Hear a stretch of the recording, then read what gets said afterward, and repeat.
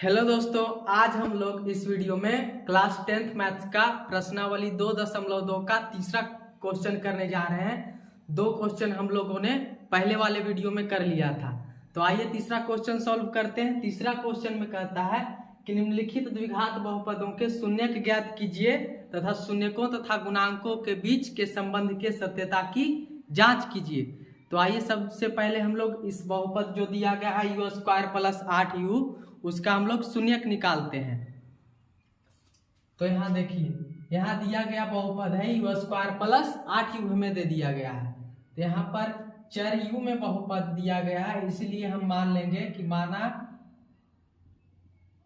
माना pu बराबर u² + 8u है।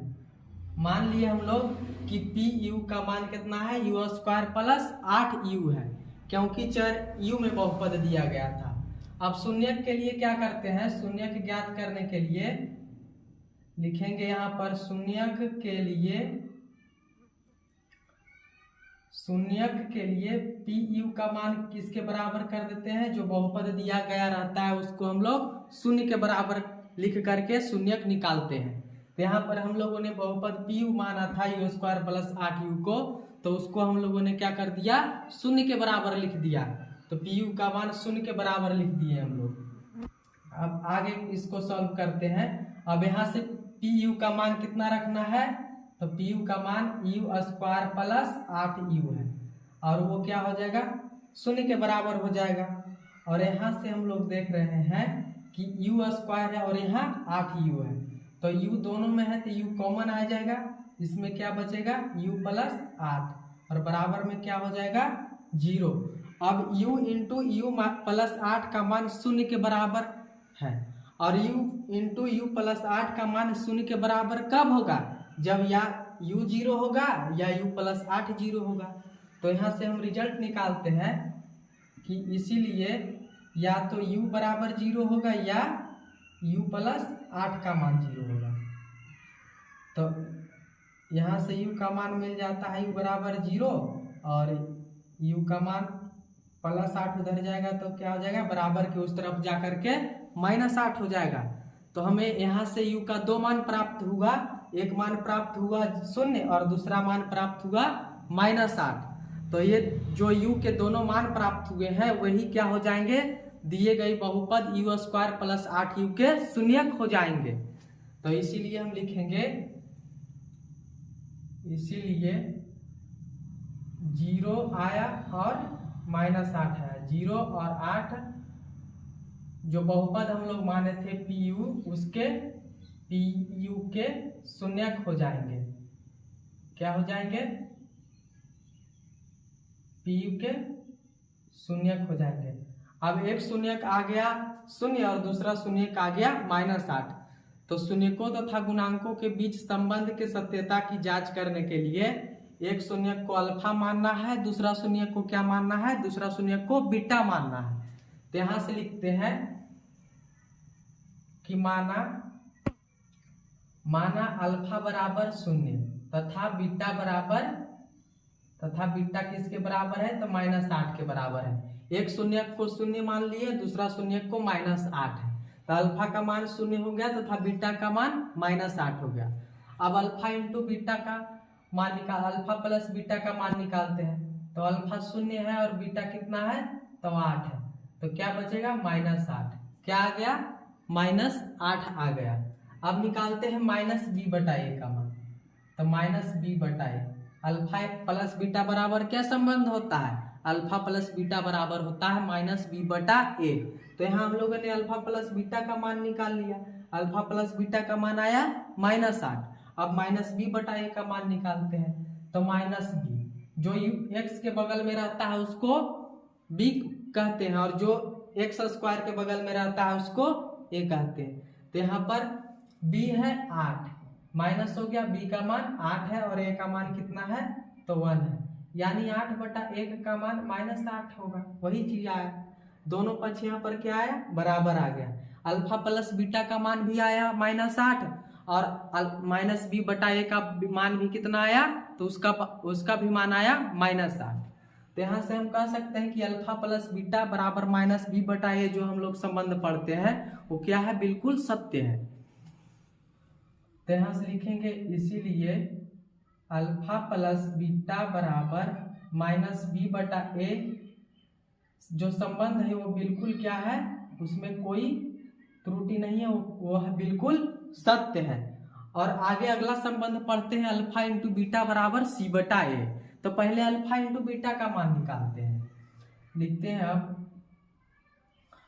अल्फा इंटू बीटा, अल्फा का मान 0 है और बीटा का मान -8 है। और 0 में किसी संख्या से गुना करने पर वह 0 हो जाता है। 0 का एक खासियत है कि उसको किसी भी संख्या से गुना कर दिया जाए तो क्या हो जाता है, 0 के बराबर हो जाता है। तो यहाँ अल्फा इंटू बीटा का मान 0 आ गया। और सी बटा ए का मान निकालते हैं। तो सी इसमें है ही नहीं, अचर पद इसमें नहीं है, तो अचर पद नहीं है तो उसको 0 लिखना है। और ए का मान यहाँ पर यू स्क्वायर के बगल में कुछ नहीं तो 1 है, इसीलिए ए का मान कितना हो जाएगा, 1 हो जाएगा। और 0 बटा 1 का मतलब 0, 0 को किसी संख्या से भाग देने पर से भागफल क्या आता है, 0 आता है। तो यहाँ से देखते हैं कि अल्फा इंटू बीटा का मान भी 0 आ गया और अल्फा और सी बटा ए का मान भी क्या आ गया, 0 आ गया। तो यहाँ दोनों पक्ष क्या आया, बराबर। तो हम लोग यहाँ से कह सकते हैं कि अल्फा इंटू बीटा बराबर सी बटा ए जो संबंध है वो क्या है, बिल्कुल सत्य है।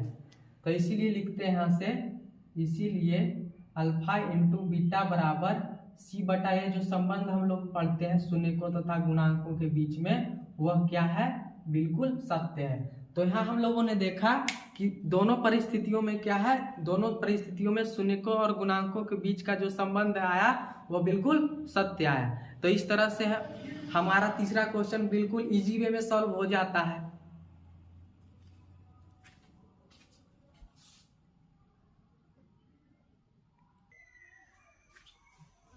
आइए हम लोग अगला क्वेश्चन सॉल्व करते हैं। अगला क्वेश्चन है टी स्क्वायर माइनस 15 है। अगला बहुपद दिया है टी स्क्वायर माइनस 15।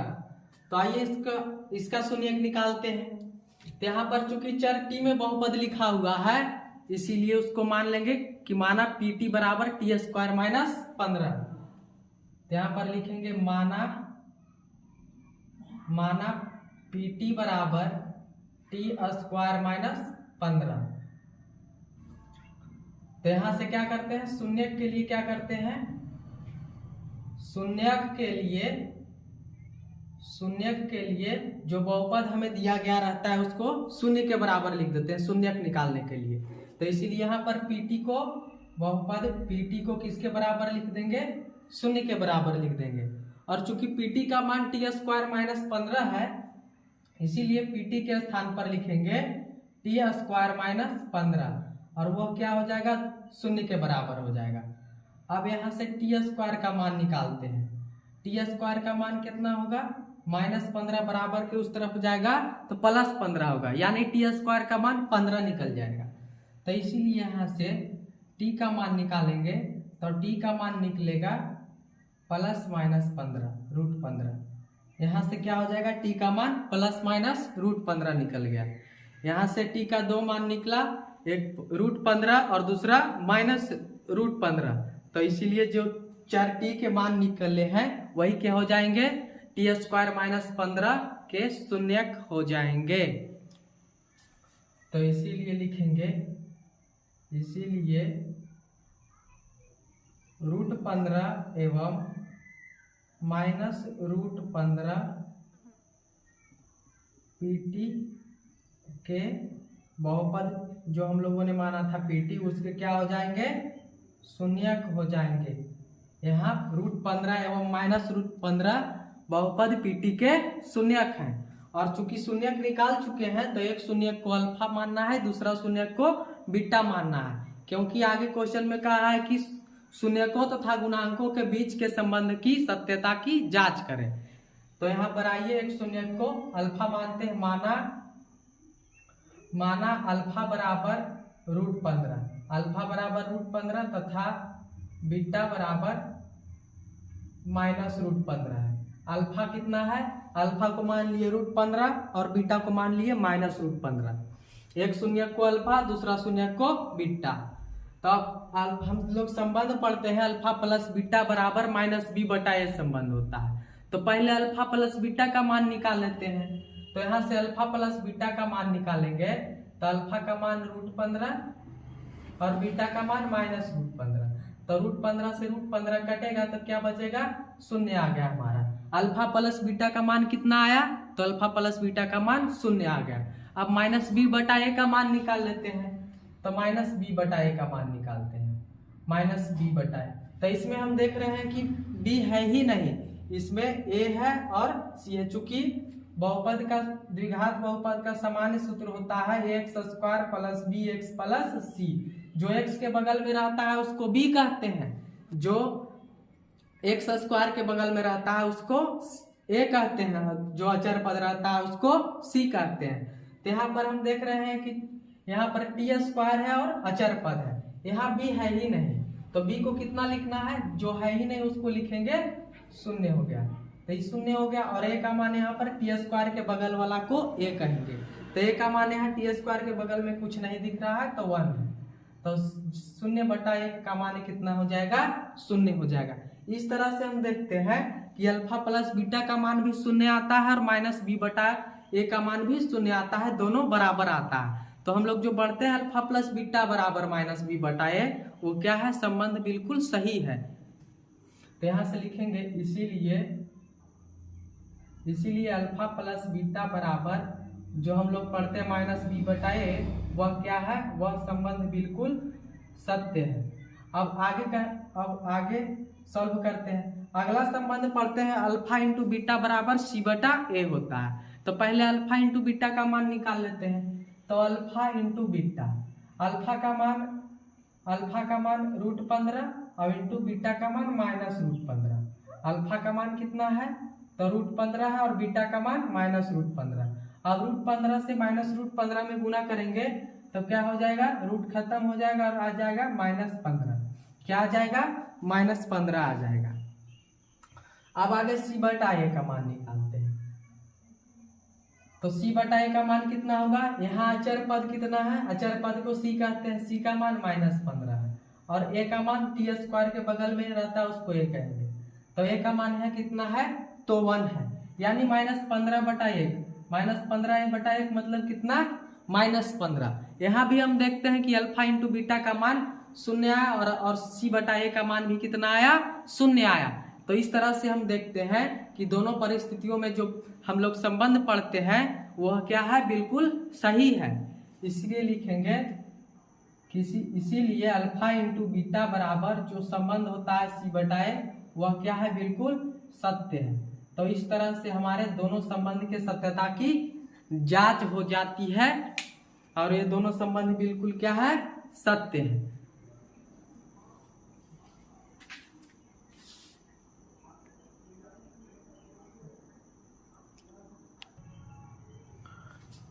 आइए हम लोग अगला क्वेश्चन सॉल्व करते हैं। अगला क्वेश्चन लिखा हुआ है 3x² माइनस x माइनस 4 लिखा हुआ है। 3x² माइनस x माइनस 4 लिखा हुआ है। चूंकि यहाँ चर x में बहुपद है तो इसीलिए बहुपद को px मान लेंगे। लिखेंगे कि माना px बराबर 3x² माइनस x माइनस 4। यहाँ लिखेंगे कि माना px बराबर 3x² माइनस x माइनस 4 मान लेंगे। और हम चूंकि जानते हैं कि बहुपद का शून्यक निकालने के लिए बहुपद को 0 के बराबर लिखना होता है, तो इसलिए बहुपद px को 0 के बराबर लिख देंगे। तो इसलिए लिखेंगे शून्यक ज्ञात करने के लिए क्या करते हैं, px का मान 0 के बराबर कर देते हैं। शून्यक के लिए क्या करेंगे, px का मान 0 के बराबर लिख देंगे। और चूंकि px का मान कितना दिया गया है हमें, चूंकि px का मान हम लोग मान लिए हैं कि 3x² माइनस x माइनस 4 है, तो px का मान 0 हो गया। अर्थात 3x² माइनस x माइनस 4 का मान किसके बराबर हो गया, 0 के बराबर हो गया। और यहाँ क्या करते हैं, यहाँ x² का गुणांक और अचर पद को क्या करते हैं, गुना करते हैं शून्यक निकालने के लिए। तो यहाँ x² का गुणांक 3 है और अचर पद कितना है, एक्स स्क्वायर का गुणांक 3 हो गया और अचर पद कितना हो गया, तो अचर पद -4 है। 3 का गुना -4 के साथ करने पर कितना आएगा, तो -12 आएगा। कितना आएगा, -12 आएगा। अब क्या करना होता है हमें कि अचर पद को गुना अचर एक्स स्क्वायर का गुणांक और अचर पद को गुना किए तो आया -12 और बीच वाले पद को ला देना है, जोड़ या घटा करके ऐसा जोड़ना या घटाना है कि गुना करने पर आना चाहिए -12 और जोड़ने या घटाने पर आना चाहिए -1। यहाँ x के बगल में कुछ नहीं है तो क्या लिखा हुआ है, यहाँ 1 के बगल में कुछ नहीं है तो क्या लिखा हुआ है, 1 लिखा हुआ है। तो हम यहाँ जोड़ या घटा करके -1 ला देना है और गुना करने पर कितना आना चाहिए, तो -12 आना चाहिए। तो क्या करेंगे, तो 3 चौके 12 होता है, 3 चौके होता है 12, तो 3 में से 4 घटाएंगे कितना बचेगा, 3 में से 4 घटाएंगे तो -1 बचेगा और 3 का गुना करेंगे -4 के साथ तो कितना आएगा, तो -12 आ गया। तो बीच वाले पद को 3x में और -4x में तोड़ना है। तो अब आगे लिखेंगे 3x स्क्वायर। अब चूंकि एक पद को 3 और 4 में ब्रेक किए हैं तो इसलिए पहले 3 है तो लिखेंगे +3x, उसके बाद -4x और फिर -4 और बराबर में क्या हो जाएगा, तो बराबर में हमारा हो जाएगा 0 हो जाएगा। अब क्या करेंगे, 3x स्क्वायर और 3x को अलग ब्रैकेट में लिखना है, तो 3x स्क्वायर और +3x को क्या कर दिए, अलग ब्रैकेट में लिख दिए। अब क्या करना है, यहाँ पर 4x और 4 को क्या करना है, अलग ब्रैकेट में लिखना है। तो यहाँ पर देख, यहाँ पर 4 माइनस है तो माइनस क्या कर देंगे, कॉमन ले लेंगे। तो -4 कॉमन लिए तो +4 हो गया और यहाँ -4 क्या हो गया, +4 हो गया। माइनस कॉमन लिए, चिन्ह बदल गया, ब्रैकेट के अंदर वाला चिन्ह क्या हो गया, बदल गया, क्योंकि हम लोगों ने यहाँ पर माइनस कॉमन ले लिया। अब यहाँ पर देखिए क्या कॉमन है, 3x स्क्वायर और 3x में यहाँ पर 3x कॉमन नजर आ रहा है, तो 3x को बाहर निकालेंगे तो इसमें क्या बचेगा, इसमें x बचेगा और इसमें क्या बचेगा, x बचेगा। और इन दोनों में 4 कॉमन है तो 4 को कॉमन ले लेते हैं तो इसमें x बचेगा और इसमें 1 बचेगा और बराबर में क्या हो जाएगा हमारा, तो बराबर में 0 हो जाएगा। अब क्या करेंगे, जो बाहर दिख रहा है उसको एक साथ लिख देंगे और जो 2 बार दिख रहा है उसको एक बार लिख देंगे। तो इसीलिए क्या करेंगे, 3x - 4 को एक साथ लिख देंगे, जो बाहर है उसको एक साथ लिख देना है और जो एक बार नजर आ रहा है उसको क्या करना है, जो 2 बार नजर आ रहा है उसको एक बार लिख देना है। तो बाहर एक साथ और जो 2 बार है उसको एक बार। अब आगे क्या करते हैं, 3x - 4 और x + 1 का गुना करने पर यहाँ पर देखिए गुणनफल दोनों का 0 आ रहा है। तो इसका मतलब गुणनफल तब 0 आएगा जब या तो 3x - 4 का मान 0 होगा या x + 1 का मान 0 होगा। तो इसीलिए यहाँ लिखते हैं कि 3x - 4 × x + 1 का मान 0 तब होगा जब या तो 3x - 4 का मान 0 होगा या x + 1 का मान 0 होगा। अब यहाँ से x का मान निकालेंगे, चूंकि 3x - 4 = 0 है इसीलिए x का मान निकालेंगे तो यहाँ आएगा 4/3 और यहाँ से x का मान निकालेंगे तो x का मान आएगा -1। तो यहाँ x का 2 वैल्यू आ गया, पहला वैल्यू आया 4/3, दूसरा वैल्यू आया -1। पहला वैल्यू कितना है, 4/3 आ गया और दूसरा वैल्यू कितना आ गया, -1 आ गया। तो चर x का जो भी मान आएगा वही क्या हो जाएगा, हमारे दिए गए बहुपद px के क्या हो जाएगा, शून्यक हो जाएगा। तो इसीलिए लिख लेते हैं कि इसीलिए 4/3 एवं और कितना है x का मान, -1 आया। एक मान आया 4/3, दूसरा मान आया -1। तो 4/3 एवं -1 जो बहुपद हम लोगों ने माना था px, उसके क्या हो जाएंगे, px के शून्यक हो जाएंगे। क्या हो जाएंगे, px के शून्यक हो जाएंगे। और जब शून्यक निकल गया तो एक शून्यक को अल्फा मानना है और दूसरा शून्यक को बीटा मानना है। क्यों मानना है, क्योंकि हम लोगों को आगे क्वेश्चन में कहा गया है कि शून्यकों तथा गुणांकों के बीच संबंध के सत्यता की जांच कीजिए। तो इसीलिए लिखेंगे, माना एक शून्यक को अल्फा, माना अल्फा बराबर कितना, 4/3 तथा दूसरा शून्यक बीटा बराबर -1। अब क्या करते हैं, अल्फा प्लस बीटा का मान निकालते हैं। चूंकि पहला संबंध हम लोग पढ़ते हैं अल्फा प्लस बीटा बराबर -b/a होता है, तो इसलिए पहले अल्फा प्लस बीटा का मान निकाल लेते हैं। तो अल्फा प्लस बीटा का मान क्या होगा, तो अल्फा का मान 4/3 रखना है और बीटा का मान -1, और यहाँ कुछ नहीं तो 1 है, और 1 और 3 का एलसीएम कितना होगा, तो 3 हो जाएगा। और यहाँ क्या हो जाएगा,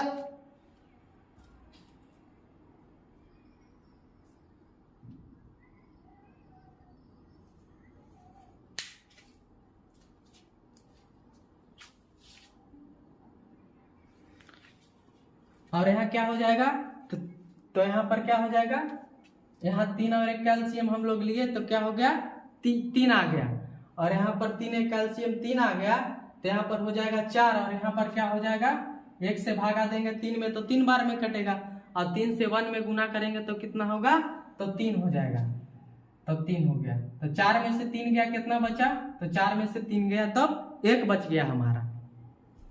तो यहाँ अल्फा प्लस बीटा का मान कितना आया, 1/3। अब अल्फा अब -b/a का मान निकालते हैं। तो -b/a का मान कितना होगा, तो -b/a का मान कितना होगा, यहाँ जो रहता है x के बगल में उसको b कहते हैं, और जो x² के बगल में रहता है उसको क्या कहते हैं, a कहते हैं।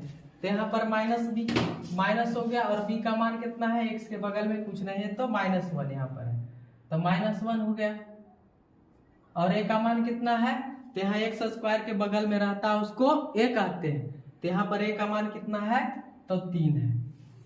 अब माइनस माइनस यहाँ प्लस हो गया, और बटा में क्या आ गया, 3 आ गया। तो यहाँ हम देखते हैं कि अल्फा प्लस बीटा का मान भी 1/3 आया है, और -b/a का मान भी कितना आया है, तो 1/3 आया है। तो इसलिए हम लोग अल्फा प्लस बीटा बराबर -b/a जो संबंध हम लोग पढ़ते हैं वो क्या है, बिल्कुल सही है, वो इसमें किसी प्रकार का त्रुटि नहीं है। तो इसीलिए अल्फा प्लस बीटा बराबर -b/a जो संबंध है वो क्या है, बिल्कुल सत्य है। अब अगला संबंध हम लोग पढ़ते हैं कि अल्फा इंटू बीटा बराबर क्या होता है, तो c/a होता है। तो अब अल्फा इंटू बीटा का मान निकाल लेते हैं, लिखते हैं पुनः अल्फा इंटू बीटा बराबर, अल्फा का मान कितना है, तो अल्फा का मान माने है 4/3, और बीटा का मान -1। 4/3 में -1 से गुना करेंगे कितना आएगा, -4/3 आ जाएगा। अब c/a का मान निकालते हैं, तो c/a का मान कितना होगा, तो जो अचर पद रहता है उसको c कहते हैं, जो x² के बगल में रहता है उसको a कहते हैं। तो यहाँ पर अचर पद कितना है, तो अचर पद -4 है, और a कितना है, x² का गुणांक को a कहते हैं, a का मान 3 है। तो यहाँ से हम लोग देखते हैं कि अल्फा इंटू बीटा का मान भी कितना आया, -4/3 आया, और c/a का मान भी कितना आया, -4/3 आया। तो इस प्रकार से चूंकि दोनों मान बराबर है, इसलिए हम लोग कहेंगे कि अल्फा इंटू बीटा बराबर c/a जो संबंध है वह क्या है, बिल्कुल सत्य है। तो इसलिए लिखेंगे, इसीलिए अल्फा इंटू बीटा बराबर c/a जो संबंध है वह क्या है, बिल्कुल सत्य है, वह क्या है, बिल्कुल सत्य है, उसमें किसी प्रकार का कोई त्रुटि नहीं है। तो इस प्रकार से हमारा प्रश्नावली 2.2 का पहला का सभी क्वेश्चन 6 का 6 क्वेश्चन हम लोगों ने कर दिया है।